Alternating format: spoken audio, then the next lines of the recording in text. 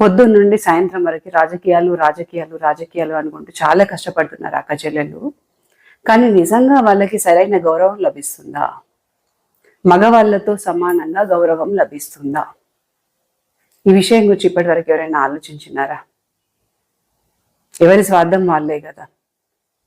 నిజంగా ఒక మగవాడు పొద్దున్న లేచి బయటకు వెళ్ళాలి అంటే పొద్దున్న లేచి ఫ్రెష్ అయ్యి డ్రెస్ వేసుకునేటప్పటికి వైఫ్ బ్రేక్ఫాస్ట్ రెడీగా పెట్టుద్ది, తింటారు, బయటకు వెళ్ళిపోతూ ఉంటారు. అదే ఒక ఆడపిల్ల బయటకు వెళ్ళాలి అంటే, ఒక మహిళ బయటకు వెళ్ళాలి అంటే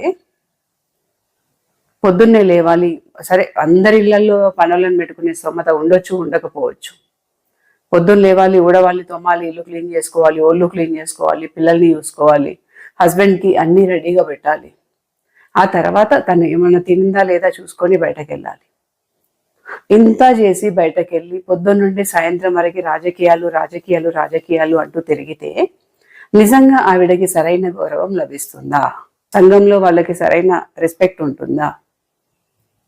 ఒక్కసారి ఆత్మవిమర్శ చేసుకోండి.